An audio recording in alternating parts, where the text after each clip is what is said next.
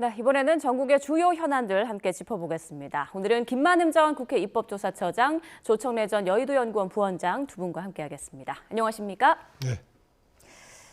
네, 자, 오늘 김건희 특검팀에서 김건희 여사에 대한 구속영장 청구를 했다라는 소식 앞서 전해드렸는데요. 김건희 여사 측의 입장이 나왔습니다.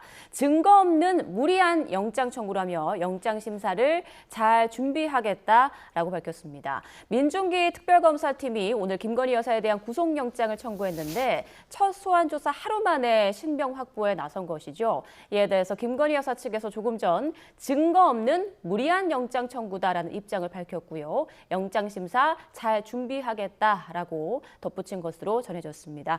이 내용은 또 추가로 자세한 내용 들어오면 전해드리도록 하겠습니다. 자, 전해드린 것처럼 민중기 특검팀에서 김건희 여사에 대한 조사를 단 한 차례 진행한 후에 구속영장을 청구했습니다. 신병 확보에 굉장히 빠르게 나선 모습이에요. 그렇습니다. 오늘 보니까 민중기 특검이 부부 관련된 둘 다 지금 큰 상황이 전개가 되고 있어요. 한 사람 몸싸움까지 했던 이런 상황이 있고요. 김건희 여사 관련은 소환 조사에서 주요 내용을 다 부인했죠. 도이치모터스 관련 조작은 몰랐다 얘기를 하고, 그 다음에 다른 얘기들은 하지 않았다. 심지어는 공천 관련해 가지고는 힘이 없는 사람이었다. 이런 얘기를 하고 있죠. 등등 얘기 나오고 있는데 통일교 측도 받은 적이 없다. 얘기를 하고 있습니다.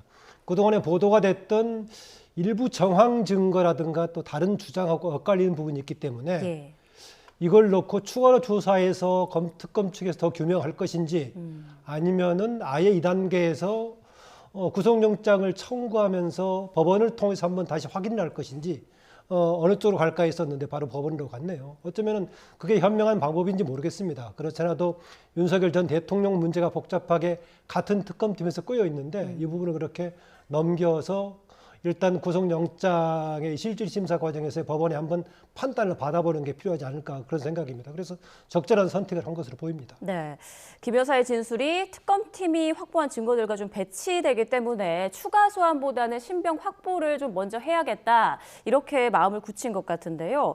그런데 이제 국민의힘 측에서도 그렇고 일각에서는 김 여사 측에서 이렇게 조사에 응했고 성실히 임하겠다 이런 입장을 밝혔기 때문에 구속영장 청구를 안 할 수도 있다. 추가로 또 소환 조사를 할 수도 있다 이런 얘기도 있었거든요. 그러니까 통상적으로 부부를 구속하는 경우는 없었죠. 관례상 없었기 때문에 그런 점도 있고, 그다음에 김건희 여사가 특검의 소환 요구에 대해서 부인을 한 것도 아니고 시일을 미룬 것도 아니고 성실하게 응하겠다라고 입장을 밝혔고요. 어제 같은 경우에도 5시간 넘게 조사를 받으면서 진술 거부를 한다든가 그런 것도 없었지 않습니까? 다만 혐의에 대해서 엇갈리는 부분, 특검이 입증하고 싶은 부분에 대해서 특검이 원하는 답변을 내놓지 않았다.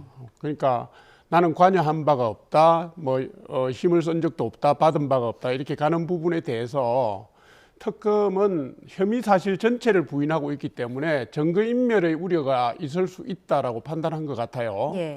그런 명확한 사유가 있기 때문에 영장 실질 심사를 받더라도 입증을 해낼 수 있다고 자신을 하는 것 같은데요.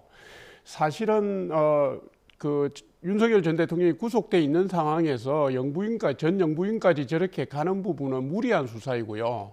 그다음에 정말로 입증에 자신이 있다면 인신구속까지 해가면서 해야 되느냐. 일정을 맞춰서 추가 소환을 계속 하든지 하면 되는 것이지 이거는 좀 보여주기식 수사가 아닌가 하는 생각이 듭니다. 망신주기일 것 같기도 하고요. 네. 김건희 여사 측의 항변도 일리가 있다라고 본다면은 오히려 그쪽한테는 좋은 기회가 아닐까. 그동안은 계속 수세에만 몰려 있었는데요. 더구나 남편인 윤석열 전 대통령도 구속이 되어 있는 상황에서 부부까지 가는 것의 문제. 물론 지금 현재 구속의 계기는 민중기 특검이 아니라 내란 특검 쪽에서 구속이 된 거죠. 오늘 진행이 됐던 것은 이제 같은 김건희 특검이 진행이 된 거지만은 서로 다른 특검에서 진행이 되기 때문에 일반적으로 부부가 동시에 문제가 생겼을 때 고려한 그다음 좀 조건이 다르다라는 얘기고, 지금 그동안에 소환에도 협력을 했는데 굳이 또 구속까지 추진하느냐 이런 문제를 지적했는데, 만약에 그런 정황이 이후에 영장실질심사에 반영된다면은 오히려 기각이 될 가능성이 있는 거 아니겠습니까? 그렇다면은 오히려 뭔가 반전을 꾀할 수 있는 김 여사한테는 좋은 기회이기 때문에 어느 쪽이든 저는 해볼 만하다 그렇게 봅니다. 네, 영장 심사 일정은 아직 나오지 않았지만 결과는 좀 지켜봐야겠다 이런 말씀해 주셨습니다. 자, 증거인멸 우려가 있다라는 판단 아래 특검에서는 구속영장 청구를 한 것으로 보인다 이런 분석해 주셨는데요. 어제 특검에서 7시간 넘게 조사를 받고 귀가한 김건희 여사, 아무것도 아닌 사람이 심려를 끼쳐서 죄송하다라고 말을 했지만 조사에서는 혐의 모두를 부인한 것으로 알려졌습니다. 화면 함께 보시죠. 네, 어젯밤 8시 52분쯤 조사실을 빠져나온 김건희 여사. 출석 때와 달리 안경을 착용했고요. 오전에 직접 손에 들었던 작은 가방은 변호인이 대신 들었습니다. 또 변호인은 김 여사 건강이 매우 안 좋다며 취재진에게 질문을 자제할 것을 거듭 부탁했는데요. 자제 좀 부탁드릴게요. 지금 건강이 매우 안 좋으시니까요. 자제 좀 준비하시니까 아니요. 마지막으로 입장 한 말씀 아니요. 지금은 좀 죄송한데 건강이 매우 안 좋으세요. 그래서 자제 좀 부탁드리겠습니다. 지친 표정으로 내내 바닥을 보며 걷는 김건희 여사. 차에 타기 전 잠시 휘청이는 듯한 모습도 카메라에 포착됐습니다. 그렇게 끝내 아무 말 없이 차량에 올랐고요. 김건희 여사는 어제 조사에서 범죄 혐의들을 전면 부인한 것으로 전해졌습니다. 특히 통일교에서 건진법사 전성배 씨를 통해 건넨 6천만 원대 그라프 목걸이, 샤넬백 2개, 천수삼 농축차 등을 수수했는지 묻자 선물을 받기는커녕 본 적도 없다.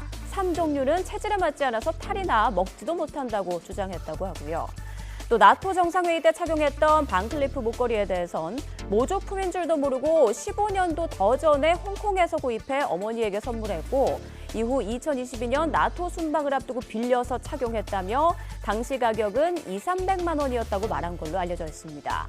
그리고 목걸이가 오빠 김진우 씨 장모 집에서 발견된 것에 대해선 목걸이가 너무 논란이 되는 바람에 착용을 못할 것 같아 버리려는데 오빠가 버릴 거면 내가 들고 가겠다라고 해서 가지고 갔다고 말을 했습니다.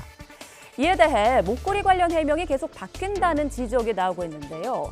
3년 전 나토 순방 직후 재산 신고 누락 의혹이 일었을 때는 지인에게 빌린 것으로 해명을 했는데 지난 5월 검찰에 진술서를 냈을 때는 본인이 모조품을 직접 산 거라고 밝혔고 또 이번엔 본인이 모조품을 사서 어머니에게 선물했다가 빌린 거라고 말한 거죠. 자, 특검에서 과연 이런 해명을 어떻게 받아들였을지 주목되는 대목입니다. 네, 들은 것처럼 여러 가지 혐의에 대해서 전면 부인한 것으로 알려졌고 특히 목걸이와 관련해서는 진술이 좀 오락가락한 부분도 있는데 이 부분도 구속영장 청구의 한 요인이 됐을까요? 뭐 그렇겠죠. 그런데 사실은 범죄 혐의를 가지고 수사기관이 다툴 때요. 지금 수사기관이 입증해야 될 내용을 사실 여론전을 통해서 가고 있는 거 아닙니까? 예를 들면 반클리프 아펠 목걸이가 진품인지 가품인지도 지금 특검이 그걸 특정을 못하고 있잖아요. 그다음에 명태균 씨와 관련된 공천 개입 의혹도 명태균 씨의 녹취나 뭐 주장을 가지고 지금 수사를 하고 있는 것이고요. 네.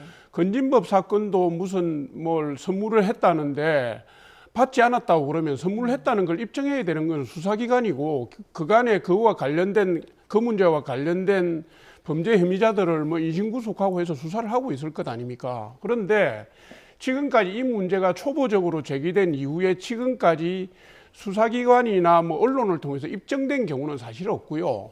몇 달 동안 계속 똑같은 내용만 지금 반복적으로 공방이 이루어지고 있는 상황이거든요. 그럼 김건희 여사 입장에서는 방어권 행사를 당연히 해야 되고 입증할 수 있으면 입증해서 그러면 납득하게 하면 내가 빠져나갈 수 없게 하면 모르지만 입증할 수 없이 계속 주장만 한다면 당연히 기존의 자신에게 유리한 주장을 하지 않겠습니까? 그게 지금 반복되고 있을 뿐이다 이렇게 보는 겁니다. 아직까지 직접적인 증거가 없지 않느냐 이런 말씀이세요? 뭐 정황 증거라든가 발언들이 다르니까 이제 서로 규명 과정이 사겠죠. 그래서 이번에 이제 구속영장을 청구를 하는 과정에서 실질 심사 과정에서 아마 어느 정도는 판단이 1차적으로 될 걸로 보니까요. 그걸 보기로 하고 일단 장신구 관련해서는 두 개 맞지 않았던 것을 말을 정리는 좀 한 것 같습니다. 처음에는 빌렸다는 데 초점을 뒀다가 나중에는 진품 가품이 됐는데 예. 가품이었는데 이렇게 했다라고 말을 정리는 약간 좀 섞였어요. 섞어서 좀 정리는 예. 하고 있는 것 같습니다. 저는 이번에 조사 과정에서 주목받았던 부분은요. 아무것도 아닌 사람이 이 발언이 아주 주목받았다는 생각입니다. 왜 그러냐면요. 무엇보다도 영부인으로 현직 대통령 부인으로 있을 때 그런 자세로 임했다면은 현재와 같은 상황이 발생했을까라는 생각입니다. 아마 그런 인식은 후보 시절에 본인의 경력 부풀린 건 논란이 됐을 때 대통령이 된다고 하더라도 아내로서의 역할에만 충실하겠다라고 했거든요.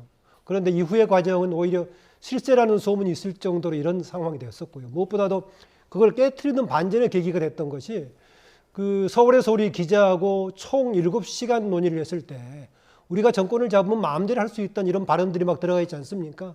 그러다 보니까 이후에 그런 행동을 했던 것으로 느껴지고요. 그래서 만약에 아무것도 아니었다는 그런 입장을 가지고 대통령 영분일 때 행사를 했으면은 심지어는 정권도 이런 상황이 발생하지 않았을 거다라는 생각을 좀 해보게 되고요.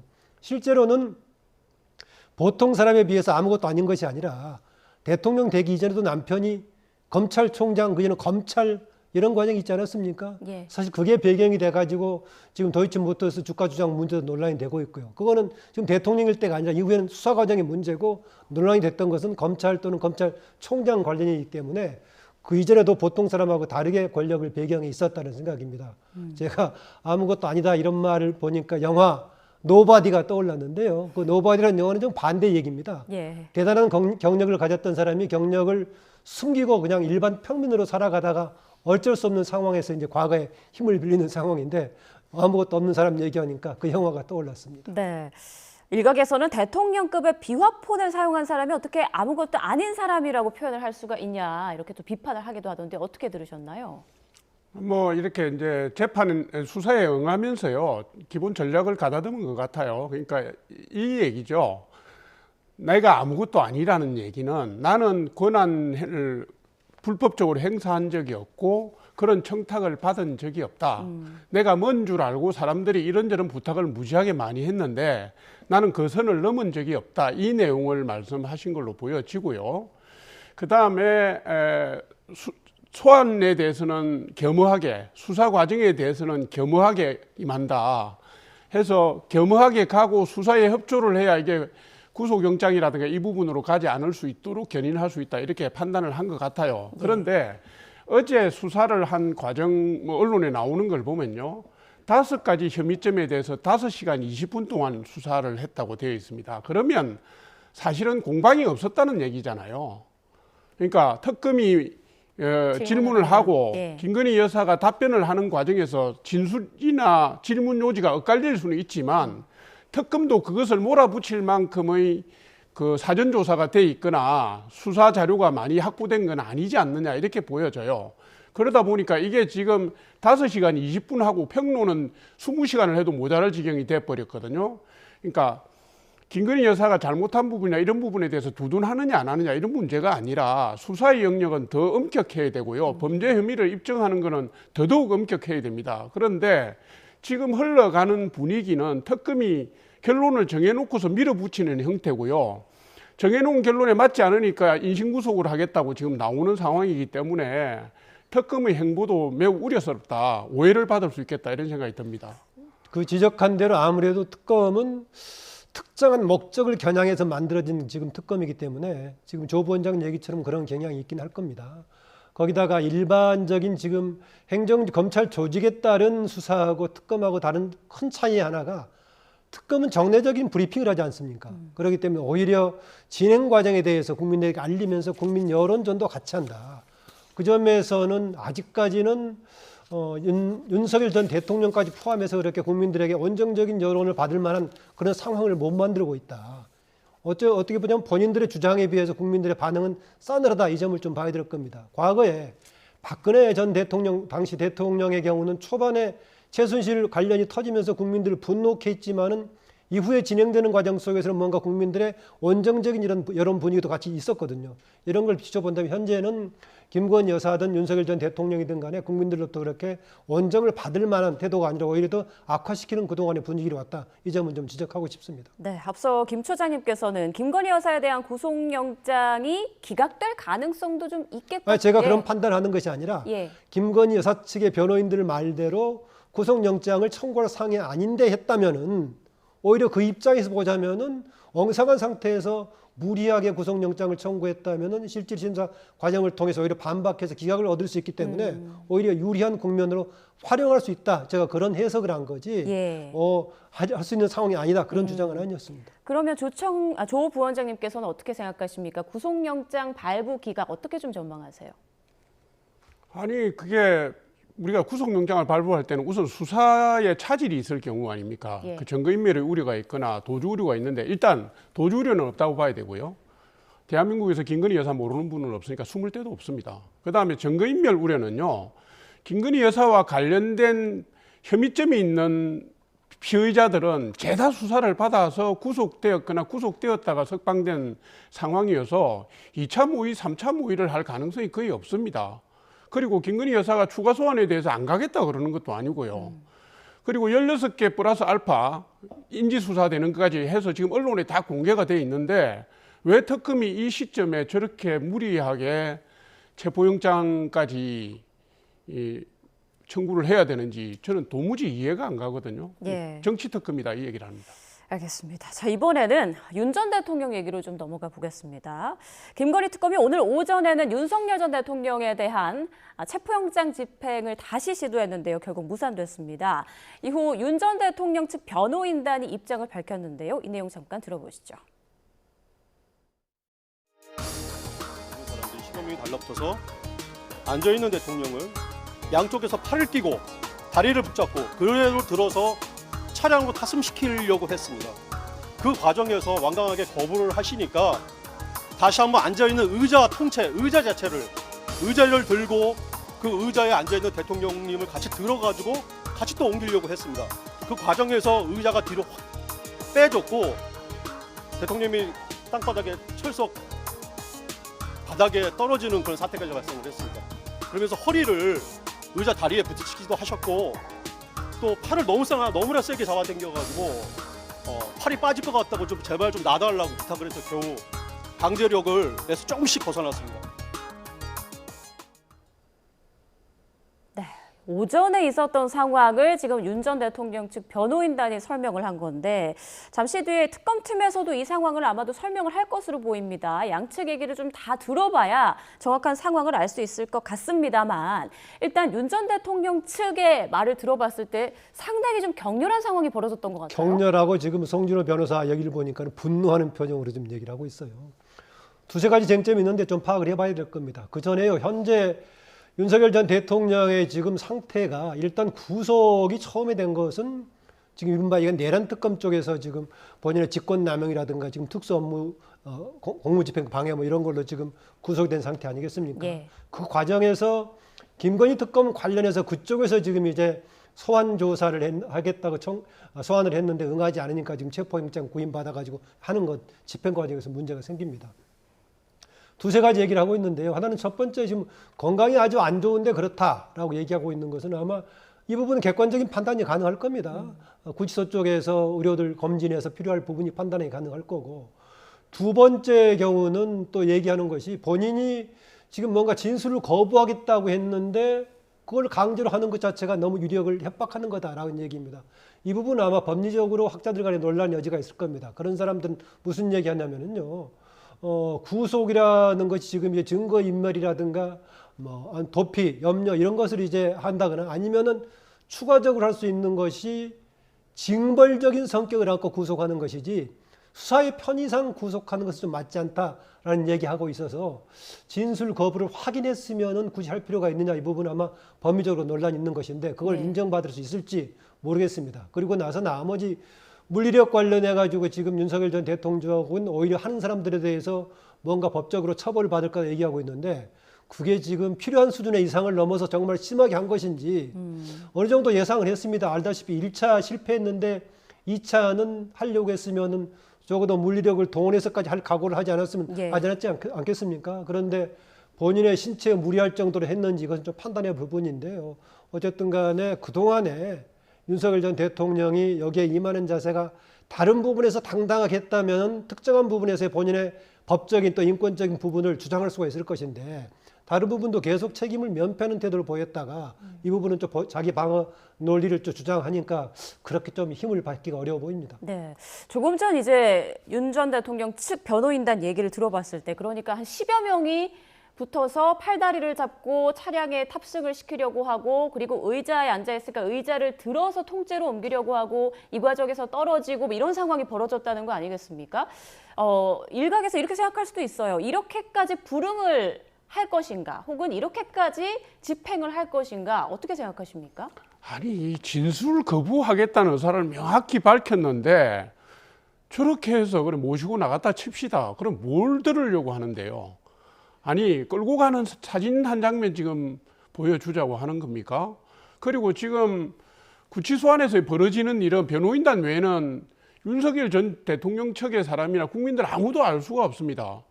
솔직히 말씀드리면 속옷을 입고 저항했다 하는 것도 그게 저쪽 얘기지 않습니까? 그걸 공개한 것도 사실 특검 쪽이고요.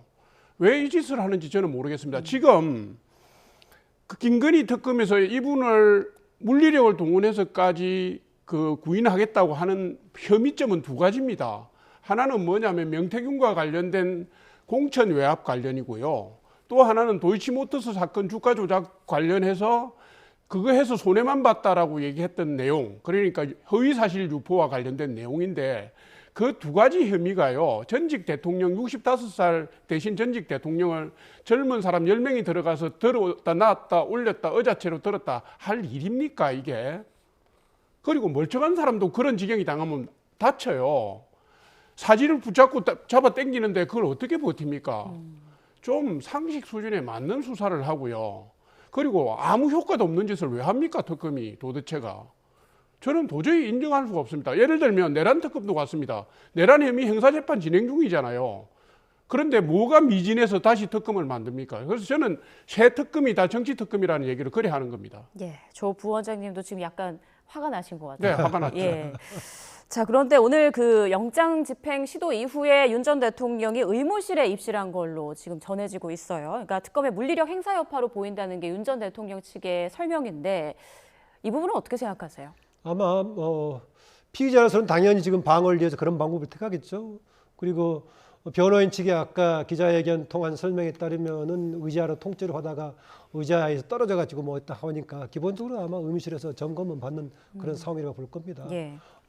그동안에 다른 아프다고 하는데 이 역시 앞서 말씀드렸었지만은요. 공식적으로 구치소에서 의료진 통해서 확인해 볼 부분이기 때문에 이것은 조만간 객관적으로 판단이 될 걸로 보입니다. 예컨대 과거에 제가 박근혜 전 대통령 예를 듭니다만은 그렇게 허리가 안 좋은 상태에서 상당 공간 있다가 막판에 어쩔 수 없이 병원에 가는 그런 상황이 있기도 했습니다. 윤 전 대통령 측에서 앞서 이제 교도관들이 물리력을 행사하면 법적으로 조치하겠다 이렇게 말을 했었잖아요. 오늘 법적 대응에 나설 가능성도 있을까요? 저는 있다고 봅니다. 강제력을 행사할 수 있는 7가지 요건이 뭐냐면요. 이게 뭐냐면 자살이라든가 도주라든가 타인에게 위해를 가한다든가 재물손괴라든가 안전상의 문제가 생기거나 하는 등등인데 딱 한 종목 교도관의 정당한 법 집행을 방해했을 경우라는 게 들어가 있습니다. 지금 법무부와 교정당국이 강제 구인에 협조해서 가는 내용이 요 한 종목에 걸고 들어가는 건데요. 과연 교도관들이 혹은 교도관과 함께 동원된 인력들이 전직 대통령, 수감되어 있는 전직 대통령에게 물리력을 행사할 자격과 그 요건을 구성하고 있는가 문제는 법률적으로 다툼의 여지가 충분히 있습니다. 그리고 저런 식의 그 원시적인 형태의 구인을 한다면 당연히 전직 대통령이 아니라 누구라도 변호인을 통해서 그것은 법률적으로 항의를 하지 않겠습니까? 저는 법률적 조치를 할 수 있다고 봅니다. 예. 그 논쟁점은 제가 앞서 말씀드렸었지만은요, 이게 조사 목적으로 강제 조치를 얼마나 과연 할 수 있을까 이 부분에 대한 판단이 다르긴 합니다. 박병신 교수 같은 경우에는 이 부분은 아까 말씀드렸다시피 증거인멸이라든가 도주, 징벌적인 성격으로서는 강제력이 충분히 동원될 수 있겠지만 조사 목적으로는 본인의 뭔가 진술 자유권을 줘야 된다 이런 입장이긴 합니다. 그런데 앞서 계속 얘기 나왔던 오늘 상황에서 과연 그럴까? 특히 지금 이제 교도관들이 하는 것이 형사소송법 81조 상황인데요. 피고인의 경우에는 직접적으로 교도관에게 집행을 이제 명할 수 있는 거고 피의자의 경우에는 검사가 집행하면서 보조를 받을 수 있는 것인데 오늘은 피의자로 가는 것이기 때문에 보조를 받는 것이기 때문에 법적인 역할로서는 문제는 없어 보입니다. 다만 그 집행 과정이 정말 과도할 정도가 됐는가 이것은 좀 따져볼 여지가 있나 모르겠습니다. 네. 오늘 윤 전 대통령에 대한 체포영장 집행 시도로 또 이런 상황이 벌어졌고 김건희 여사에 대해서는 구속영장 청구가 이루어졌고 그러니까 윤 전 대통령 부부가 모두 구속될 그런 위기에 놓여 있는 그런 상황인데 홍준표 전 대구시장이 이런 말을 했어요. 과거 조국 대표에 대한 수사 사례를 들면서 자업자득이다 이렇게 말을 했는데 이 부분 어떻게 생각하세요? 예, 그 뭐 일면 심정적으로 동조를 할 수 있는 내용이 있습니다.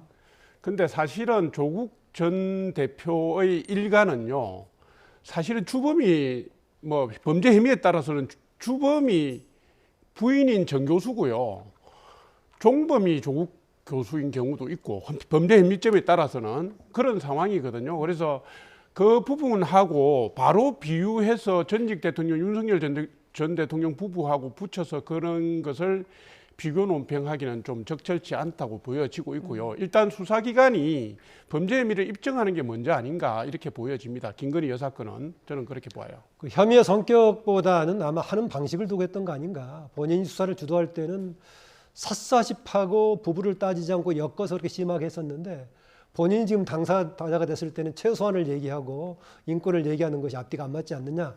역지사지를 봐야 된다. 그 주장은 타당해 보이긴 합니다. 예.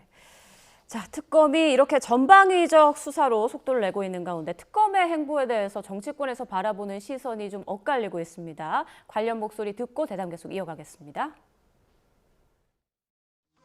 검찰총장을 지낸 전직 대통령이 이렇게 예를 들어 속옷 차림으로 누워서 버티면서 특검의 체포영장에 불응하고 이런 모습을 보면서 아니 우리 국민들이 뭘 배우겠습니까? 예. 우리도 저렇게 하면 되는구나 그런 선례가 되지 않겠어요? 예. 개인의 어떤 윤석열 전 대통령의 개인의 인격의 수준이나 이런 문제가 아니라 이것은 대한민국 법치주의와 민주주의 수준을 이야기하는 것입니다. 엄격해야 한다고 보고요. 예. 원래 특검은 권력에 대한 감시와 견제를 위해서 야당이 여당의 수사기관을 신뢰하지 못할 때 도입하는 수단입니다. 그런데 지금 이 상식이 송두리째 무너졌습니다. 지금 민주당은 집권 여당이 되었음에도 자신들이 주도해서 3개의 특검을 동시에 가동하고 있습니다. 특검은 권력의 방패가 아닌 진실을 밝히는 도구여야 합니다. 네, 민주당에서는 우리나라 법치 수준을 보여주기 위해서라도 특검이 엄격하게 해야 한다라고 주장하고 있고요. 국민의힘에선 권력의 방패가 돼서는 안 된다라고 맞서고 있는 상황인데 앞서 조 부원장님께서는 지금 특검의 수사가 굉장히 무리하다 이런 말씀하셨고 어떻습니까? 김 처장님께서는 이런 속도전이라든지 이렇게 강공에 대해서는 어떻게 보세요? 특검이 출범을 했으니까 그렇게 할 수밖에 없겠죠. 그걸 하지 않는다면 특검을 굳이 구성할 필요가 없었을 것 같고요. 다만 조배수 의원이 지적했던 부분은 일리가 있어 보이긴 합니다. 그동안 역대 주로 특검을 구성했을 경우에는 집권 세력 정권과 관련된 문제는 현재의 정부 체제에서는 상당히 정권 편향적일 가능성이 있어서 제대로 작동하기 어렵다. 그래서 중립적인 뭔가 제3의 특검을 구성하기 필요해서 주로 야당이 주장했을 때 만드는 것인데 새로운 정권의 기세까지 있는 여당이 특검까지 만드는 것은 너무 정권의 목적적인 거 아니냐라고 충분히 제기는 해볼 수 있을 것입니다. 그런데 무엇보다도 지금 원천적으로 지금 이전에 윤석열 정부, 윤석열 대통령이 해왔던 것에 대해서 국민의 호응을 받지 못해가지고 그런 반박도 그렇게 힘을 받지 못합니다. 이 과정을 보면은요, 계속해서 우리나라에서 늘 정권이 끝나고 나면은 이전 정권 때 했던 문제들이 새로운 정권에서 뭔가 처벌받단 말이죠. 일부는 이것을 두고 이제 적폐청산이냐 아니면은 뭐 이런 얘기를 하는데요. 이건 또 반대로 뭐가 되느냐? 권력을 잡았을 때 권력 남용과 비호가 너무 있었다. 예. 그 점에서는 이제 향후 새 권력들은 가장 문제를 잡았을 때, 주목했을 때 권력이 가져야 될 역할, 뭔가 권력을 남용하지 않을 부분, 이건 새로 갔을 때 필요한 부분입니다. 불가피하다 보니까 권력을 잡았을 때는 그대로 권력을 비리도 은폐하고 갔다가 또 지나고 나면 이런 사건이 반복되는데 아마 새로운 정부에서는 권력을 가졌을 때 권력이 조심해야 될 점, 이것도 명심해야 될 교훈적인 내용이 아닌가 그렇게 봅니다. 네. 자, 오늘 있었던 일련의 사안들에 대해서 특검팀에서 또 입장을 밝힐 것으로 보이니까요. 브리핑이 진행이 되면 또 속보로 전해드리도록 하고요. 다음 이슈로 넘어가 보겠습니다. 자, 오늘 오후 법무부가 사면심사위원회를 열어서 사면 대상자를 논의하는데요. 무엇보다 조국 전 대표가 광복절 특별사면 명단에 오를지 관심이 쏠리고 있습니다. 화면으로 함께 보겠습니다. 네, 그제 문재인 전 대통령이 이재명 대통령에게 조국 전 대표를 8.15 특사 대상에 포함시켜달라는 뜻을 전달한 걸로 알려졌습니다. 대통령실 우상호 정무수석이 오는 15일 광화문에서 열리는 이 대통령 취임식 초대장을 전달하는 자리에서 말한 건데요. 과거 문 전 대통령은 조 전 대표를 가장 아픈 손가락으로 꼽으며 한없이 미안하다라고 밝힌 적이 있죠. 조국혁신당에서는 조국 전 대표 사면에 대한 기대감을 드러내는 분위기입니다. 어제 정성호 법무부 장관이 상견례 차원에서 국회를 찾았을 때 김선민 당대표 권한대행은 이렇게 말했습니다. 장관님 오늘 파란 넥타이 매신 것을 보니까 곧 저희 당에 파랑새가 올 것 같아서 아주 기쁩니다. 조국 전 장관님의 개혁 의지를 계속 이어주시기를 부탁드립니다. 그런가 하면 며칠 전 대통령실에 자당 출신 국회의원들의 사면 복권을 요청하는 모습이 포착된 국민의힘 송원석 비대위원장은 자신의 요청을 철회하겠다며 정치인 사면 반대 뜻을 밝혔는데요. 들어보겠습니다. 국민의힘에서는 이번 광복절에 어떠한 정치인 사면도 반대합니다. 제가 전달했던 명단에 대해서도 철회하겠습니다. 광복절 특사에 정치인 사면을 제외하고 민생사범 중심으로 특사가 이루어지기를 장관님께 부탁을 드립니다. 네, 지금 김건희 특검팀에서 브리핑을 진행합니다. 현장 연결하겠습니다. 2025년 8월 8일 브리핑을 시작하겠습니다. 오늘 오후 1시 21분 김건희 씨에 대한 구속영장을 청구하였습니다. 죄명은 자본시장과 금융투자업에 관한 법률 위반, 정치자금법 위반, 특정범죄 가중처벌 등에 관한 법률 위반 알선 수재입니다. 오늘 오전 8시 25분경 서울구치소에 피의자 윤석열에 대한 체포영장 집행을 지휘하였으나 피의자가 완강하게 거부하였고 피의자의 부상 등이 우려된다는 현장의 보고를 받고 9시 40분 집행을 중단하였습니다. 이상으로 브리핑을 마치겠습니다.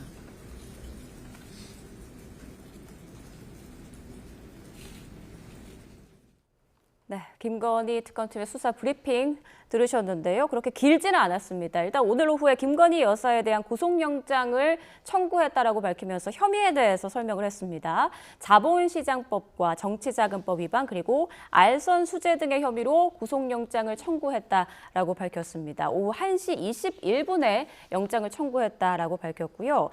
그리고 윤 전 대통령에 대한 체포영장 집행을 지휘했는데 피의자가 완강히 거부했다라고 밝혔고요. 부상 등의 우려를 보고받고 체포영장 집행을 중단했다라고 밝혔습니다. 상황에 대한 자세한 설명은 없었습니다. 윤석열 전 대통령에 대한 체포영장을 집행을 했는데 피의자가 완강히 거부를 했고 부상의 우려 등을 보고받고 집행을 중단했다. 여기까지만 밝혔습니다. 또 추가적으로 들어오는 내용 있으면 전해드리도록 하겠습니다. 자, 저희가 조국 사면에 대해서 좀 이야기를 나눠볼까 하는데 오늘 공교롭게도 저도 부원장님도 하늘색 파랑 색깔을 또 착용을 했는데 어떻습니까? 조국 전 대표 사면 가능성 어떻게 보세요? 된다고 봐요. 된다고 보세요? 예, 더워서 파란 검이었습니다. 눈이라도 시원하라고요. 예. 근데 이렇습니다. 그 법무부의 사면 대상자 선정심사위원회라는 게 대통령실에 지휘 없이는 명단 구축이 안 됩니다. 그러니까 이게 지금 법무부에서 알아서 명단을 올려가지고 거기서 심사를 해서 선정을 해서 대통령에게 보고하는 걸로 알려지고 있지만 사실은 사전 선정을 할 때 대통령실이 개입을 합니다. 그래서 이건 대통령실의 의지가 들어간 거고요. 예. 다만 절차를 거쳐서 대통령실로 올라가게 만들어 놓은 겁니다. 지금 가만히 보세요. 조국 전 대표의 사면 문제에 대해서 민주당도 입을 딱 닫고 있고 대통령실은 아예 말도 안 합니다. 그래 놓고서 바깥에다가 불을 뗍니다. 제가 보니까 뭐 범여당들이잖아요. 범여당들에서 불을 떼고 심지어는 뭐 인간적으로 항상 미안하다고 말씀하신 문재인 전 대통령까지 나서셨는데 이거는 전 거대한 시나리오고 각본이라고 봅니다. 보기 때문에 뭐 이렇게 이 과정을 거쳐보고 국민들의 여론이 얼마나 나빠지는지 혹은 여론이 어디로 가는지를 본 다음에 어지간하면은 사면을 할 걸로 보여져요.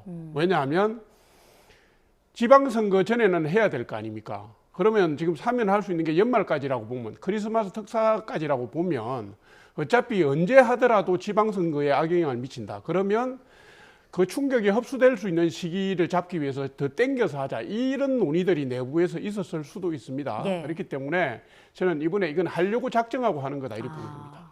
이미 작정을 한 것이고 지금 절차를 밟아가는 과정일 뿐이다라고 말씀하셨어요. 네. 동의하십니까?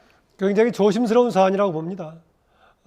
아무래도 가장 이렇게 논란이 됐던 것은 비중 있는 인물이기 때문에 논란이 됐던 부분이 있고요. 또 하나 조국 혁신당에서 최근에 정치적인 가장 중요한 쟁점으로 조국 전 대표의 사면을 항상 꺼냈습니다. 대통령실에서 원내 소수 정당들하고 회동이 있었을 때 당시에도 대표가 조국 전 대표의 사면 얘기를 꺼냈고요. 조금 전에 화면에 나왔을 때도 정성호 장관 나왔을 때도 그 문제를 꺼냈고 계속 조국 혁신당에서 제1의 화두로 던지고 있기 때문에 쟁점이 될 수밖에 없는 거고요. 또 민주당 일부에서도 좀 그렇게 꺼내고 있습니다. 그래서 이만큼 많이 쟁점화됐고 심지어는 문재인 전 대통령까지도 이렇게 거두르고 있어가지고 쟁점은 됐는데 실질적인 판단은 좀 두고 봐야 될 겁니다. 아까 여론 말씀하셨는데요. 최근에 조국 전 대표 사면 관련 여론조사들을 보면 거의 반반 정도로 나옵니다. 일부에는 오히려 부정적인 게 조금 많기도 하고요. 반반 정도인데 현재의 이게 정당 정파적인 상황이 여권에 대한 압도적인 지지고 야당에 대한 지지가 사실상 매우 미세한 상황까지 감안해서 본다면은 그렇게 우호적인 상황만 아니다라고요. 또 하나 제가 사면 관련해서 말씀드리자면은요. 사면이라는 것이 사실상은 반대편한테 화해를 용서하는 그런 여러 가지 방법으로 사면이 쓰이는 것이지 권력을 잡았을 때 우리 편을 면탈시키기 위해서는 제도는 아니다. 이 점 상당히 참고해서 봐야 될 겁니다. 그리고 과거에 박근혜 대통령 때 제가 박근혜 전 대통령 얘기를 많이 꺼냅니다만은 정치인 사면은 기본적으로 배제하겠다는 원칙을 내세워가지고 본인이 탄핵으로 물러날 때까지 정치인 사면을 한 번도 한 적이 없었습니다. 맨 처음 했을 때가 민생사법 얘기를 했었고 두 번째가 이제 중소기업을 포함한 경제인들이 했었지 마지막까지도 정치인 사면은 없었다. 이걸 말씀드리고 싶습니다. 네. 자, 그런데 앞서 그 송원석 국민의힘 비대위원장이 야권 정치인들 사면 명단 이렇게 요청하는 명단을 휴대전화로 이렇게 전송하다가 포착이 되기도 했는데 이번에 사면 명단 철회하겠다. 그리고 정치 사면하지 말자 이렇게 말을 했단 말이죠. 이 부분은 어떻게 생각하세요? 이게 이제 통상적으로 그 특별 사면을 할 때는 여야의 의견을 수렴하는 절차를 거칩니다. 그거는 역대 정부 어느 정부가 다 그랬어요. 아마 그 과정에서 송원석 비대위원장이 이것을 그 통상적인 관례로 생각하셨던 모양인데 네. 전체적으로 볼 때 그림이나 내용을 볼 때 부적절했고요. 그 부적절했다는 내용이 당내에서도 직간접적으로 전달된 걸로 제가 알고 있습니다. 그래서 그걸 받아들여서 자신의 부적절한 행태에 대한 수정을 한 것이고요. 지금 뭐 민생이 어렵습니다. 민생 사범들 뭐 생계가 걸린 분들이 그 범죄 혐의점이나 그 벌금이나 징계 때문에 고통을 겪는 경우가 많습니다. 제가 볼 때는 대통령 되시고 지금 100일도 안 되셨기 때문에요. 정치인 사면 같은 건 좀 자제하시고 국민들 삶을 보살피는 쪽으로 해서 대규모 민생 사범에 대한 사면을 하시면 어떨까 이 생각을 합니다. 네. 다시 한번 말씀드리자면 어쨌든 간에 사면의 기본 취지는 적에 대해서 뭔가 화해하는 이런 계기로 만드는 것이지 권력을 잡았다고 본인들이 면탈권으로 써서는 안 된다는 얘기를 하고 싶고요. 송원석 위원장 이제 얼마 전에 했던 얘기를 취소하겠다고 했었는데요. 예. 오늘 발언도 며칠 뒤에 취소하겠다고 할지 모르겠어요. 저는 그래서 지난번 발언은 상당히 심각한 거였었다. 왜냐면은요, 그때 갑자기 그 말만 한 것이 아니라 그 전에 7월 29일 날 본인이 뭔가 서로 정치적 거래하는 사면은 절대 반대한다라고 얘기했단 말이죠. 그런데 본인이 거래하는 것이 잡혔어요. 그랬다면은 이 정도 말로 취소한다가 아니라 정말 이것이 책임 있는 자세라면은 더 이상의 책임 있는 행동이 필요할 정도의 발언했다라고 보지 그냥 현재 와서 어떤 정치인 사면도 반대한다 말을 바꾸는 것만 해결되지 않는다. 그렇게 본다면 이 말도 며칠 뒤에 취소하겠다 이렇게 이해될 수도 있다. 이런 지적을 하고 싶습니다. 네, 자 마지막 이슈 짧게 짚어보겠습니다. 이춘석 의원의 보좌관 명의의 주식 차명거래 의혹 파장이 길어지면서 과거에 했던 이춘석 의원의 발언까지 재조명되고 있는데요. 어떤 말을 했었는지 들어보겠습니다. 후보자의 남편이 주식을 했지만 후보자도 주식 명의를 빌려주고 한 분에 대한 책임이 분명히 후보자에게 있습니다. 네, 있습니다. 인정합니다. 인정하죠? 네, 네. 근데 여기서 계속 논란이 드는 것이 후보자의 주식 투자와 관련하는 부분입니다. 단기간에 그렇게 이익을 남기면 뭔가 내부 정보가 있는 거 아닌가 하는 오해의 소지도 저는 있다고 생각합니다. 공직자 후보의 자격으로 이 자리에 있기 때문에 거기에 대해서 뭐 주시는 질책은 달게 받겠습니다. 예. 네, 조금 전 들으신 내용 지난 2019년 헌법재판관 후보자 청문회 자리에서 했던 이춘석 의원의 질책이었는데요. 들어보니까 다 자신을 향한 그런 질책 같네요. 대부분의 그동안의 정치인들이 문제가 불거졌을 때 그랬죠. 어쨌든 간에 지금 이춘석 의원은 당 내까지 포함해서 옹호하는 사람이 하나도 없어 보이니까 그 방향대로 처리될 걸로 보입니다. 옹호하는 사람들이 없는 이유는 뭐 한두 가지가 섞여 있습니다. 하나는 무엇보다도 현재 이재명 대통령이 우리나라 주식시장이 저평가돼 있고 이것을 5천까지 올리겠다, 주가지수를 올리겠다 하는 시점에서 불거졌기 때문에 상당히 심각한 문제에서 대통령도 이 문제를 지시를 했고요. 또 하나 모르겠습니다. 예전에 보면은 당의 전면에 서서 뭔가 대통령이라든가 당 대표를 옹호하는 역할을 했던 초재선 의원들의 경우에는 당내에서 보호하는 역할을 했었는데 중진들은 대체로 좀 엉거주춤한 태도에 있었기 때문에 그렇게 적극적으로 호의지도 하지 않고 있다 이런 상황이어서 이춘석 의원 문제는 상당히 지금 하는 이상으로 상당히 강하게 처리될 심지어는 사퇴 가능성까지 있어 보입니다만은 이후에 이런 상황에서 이것을 어떻게 볼 것인가. 지금 그 국정기획위 경제 2분과 관련해서 AI 관련 문제가 불거졌다고 하는 거 아니겠습니까? 그랬는데 사실은 시작할 때 지금 이한주 위원장의 여러 가지 부동산 문제까지 제기가 됐었는데 그때는 뭉개고 지나갔단 말이죠. 이 점에서는 정치권 아니면 집권 세력 내부에서도 스스로 이번에는 내부의 문제를 정말 춘풍추상의 자세로 한번 살펴볼 필요가 있다 이런 생각입니다. 국민의힘에서는 이번 의혹과 관련해서 특검 수사를 요청했고요. 그리고 국회의원 300명 전원에 대해서 차명재산을 조사하자 이렇게 또 제안을 했어요. 예, 이게 지금 그렇지 않습니까? 코스피 5천 문제만이 아니고요. 이재명 대통령의 그 발언 문제만이 아니고 이춘석 의원은 대선 때 이재명 대선 후보의 비서실장을 했고요. 사선 의원의 바로 전임 법사위원장으로 선출됐던 분이니까 여권의 찐 실세입니다. 찐 실세인데 이런 분을 지금 경찰에서 무슨 수사본부를 꾸렸다고 하지만 수사를 사사치 할 수 있겠습니까? 아니 민주당 잘 아시지 않습니까? 이재명 대통령의 측근이었던 김남국 의원 코인 사태 벌어졌을 때요. 곧바로 탈당시킨 다음에 다시 복당시켜서 지금 대통령실의 비서관으로 근무하고 있습니다. 그런데 지금 탈당쇼하고 뭐 난리를 하고 있지만 실제적으로 이게 실체적 규명이 될 수 있을까? 경찰 수사로 될까 하는 의구심을 갖거든요. 특검은 이럴 때 하는 겁니다. 국민들이 의구심을 갖고 있고 수사기관을 믿지 못할 때 하는 거예요. 여권이 국정 실세들이 할 수 있는 게 특검이 아닙니다. 그래서 특검을 하자는 거고 기독권 내려놓기 차원에서 전수조사를 한번 해보자라는 것은 해볼 수 있는 거 아닙니까? 특검을 통해서. 뭐 특검을 정가의 보도처럼 쓴 게 민주당이고 지금 이재명 대통령이시니까 마땅히 받아들여서 저는 이건 해야 된다고 봅니다. 네, 차명재산 전수조사 국민들은 환영할 것 같은데 여권에서는 일단 어떻게 나올지 상황을 봐야 될 것 같고요. 자, 앞서 김건희 특검에서 브리핑한 내용 다시 한번 좀 정리해서 전해드리겠습니다. 오늘 오후 1시 21분 김건희 여사에 대한 구속영장을 청구했다라고 밝혔습니다. 혐의는 자본시장법, 정치자금법 위반, 그리고 알선수재 혐의입니다. 또 김건희 특검에서는 윤 전 대통령 체포영장 과정도 설명을 했는데요. 체포영장 집행을 지휘했는데 피의자가 거부를 했다라고 밝혔고요. 부상 등이 우려된다는 현장의 보고를 받고 집행을 중단했다라고 특검팀에서 밝혔습니다. 그리고 윤석열 전 대통령 체포영장 집행 과정에 검사와 수사관이 참여를 했고 CRPT, 그러니까 기동순찰팀을 포함한 교도관 10여 명이 체포영장을 집행했다라고도 밝혔습니다. 이 내용은 또 정리해서 이어지는 뉴스에서 전해드리겠습니다. 두 분과는 여기서 인사 나누겠습니다. 지금까지 김만흠 전 국회 입법조사처장, 조청래 전 여의도연구원 부원장과 함께했습니다. 고맙습니다.